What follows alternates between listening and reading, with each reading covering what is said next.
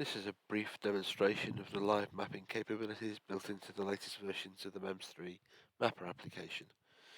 For the purpose of this demonstration, I'm sitting in my own car, which is a Caterham 7 with a VVC 160 engine. I've got a laptop plugged into the ECU in the car, and I'll run the demonstration live on my own car, running the engine as appropriate. So the first thing we need to do is read the existing contents of the ECU.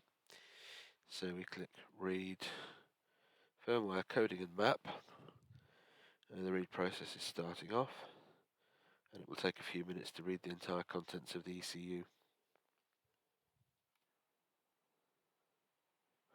So that's the read process complete, and we can see the firmware and map that are loaded at the moment. So the next thing we need to do is install a live mapping patch. Now we install this into the project in MEMS3 mapper. Nothing's actually changed on the ECU until we write back to the ECU. So if we select Tools, Project Options, Install Live Mapping Patch, we have confirmation that it's installed, and you'll see that we now have some extra things visible in the user interface. We have an extra column with crosses in next to the tables and next to the scalars. Now this shows which tables and scalars we've selected to be live mappable. At the moment there's nothing selected, and you'll also see down in the bottom corner here there's a running total of the amount of available firmware, map and RAM space left. So as we start selecting tables, so for example we may want some of the acceleration, enrichment and ignition retards. We might want to include the fueling tables, the idle control. We can have ignition timing, injection timing. We might want the overrun pop and crackle. We might want to modify the target idle speed. The VVC controls. As you can see, the amount of firmware and RAM and things have been decreasing. There are limits on how much you can make live mappable at once, but as you can see, there's plenty of scope to make most of the tables that you'd want in a live mapping session available. The amount of space will vary from one ECU to another and one firmware to another. The same here. We can make scalars live mappable. So once we've selected what we want to be live mappable, we now have to write the modified firmware and map back to the ECU. So we select Write Firmware and Map. The write process is starting, and again it's going to take a few minutes to write back to the ECU.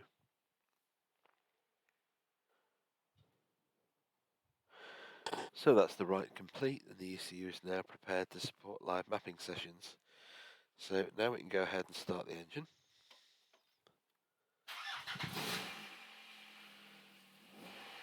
I don't know if you can hear that clearly, but the engine is now running quite normally with a modified firmware. So the first thing we need to do now is start a live mapping session with the ECU. So Tools, ECU Tools, Live Mapping. It's initializing the live mapping session, setting up communications with the ECU, and now we're in live mapping mode. So the first thing I'll show you, if we go to the Live Tables tab, which is new, you can now see the ECU's access to the various tables in the map in real time. So you can see that tables 1 to 8 here are being accessed pretty much continuously. Tables 42 and 43 are just being accessed roughly once a second. You can see a little live indicator showing which of the tables are live. And if we go and look on the Tables tab, so you'll see straight away on any table we look at, you can see here the ECU's hits as it reads the table and the values it's getting back. So for example, if we have a look at the ignition timing, if I just rev the engine slightly, this table comes into play, and you can see on the table here highlights showing the area of the map that's being accessed, and you can see those on the 3D display on the right as well. And This is true of all of the different tables that are in here. So if we look at the fueling, again you can see hits on the fueling table. So if we take something like the idle speed, we find the target idle speed. So we can see here the engine's almost up to temperature. You can actually see it warming up. You can see the temperature ticking up there and the idle speed values coming down. But if I was to edit those values, if I was to increase the idle speed from 825 to 1200, I don't know if you can hear that, it's going to come over well on the video, but the engine is now idling a lot faster, and you can see that the hits are now picking up the modified values. If I take it back down again to 1000 RPM, the ECU is immediately updated and is using those values. And if I go to something like the fueling table, look at the fueling airflow model, we can see here where the ECU is reading at the moment. If I highlight a number of values around that and start to increase those, I'm increasing the fueling. And that's immediately uploaded to the ECU, and the ECU is now, you can just see the hits are using that new fueling values. So highlight a bigger range. If I increase them by a lot,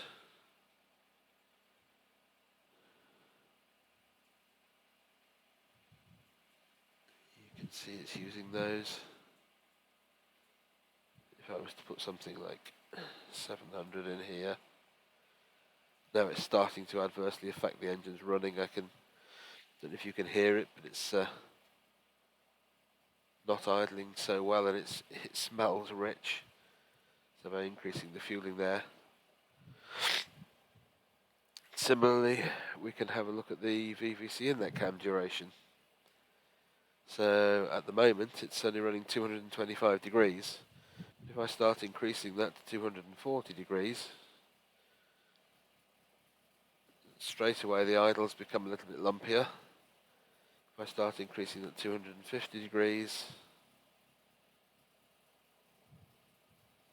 260 degrees,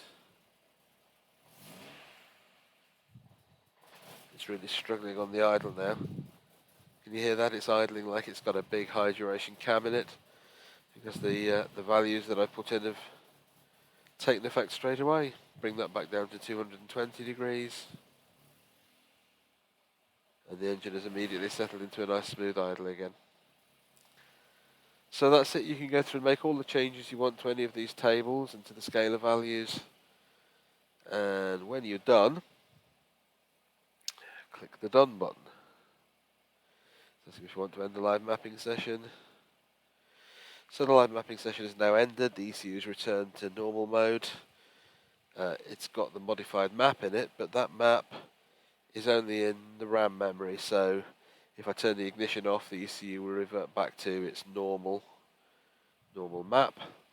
So what I now need to do is write the modified map to the ECU in the normal way. When we've finished, if we don't want to leave the live mapping patch installed on the ECU, I can simply Tools, Project Tools, uninstall the live mapping patch, and then write the firmware and map back to the ECU. That will leave it running standard firmware, but with a modified map. I hope that explains what it can do. Thank you for watching.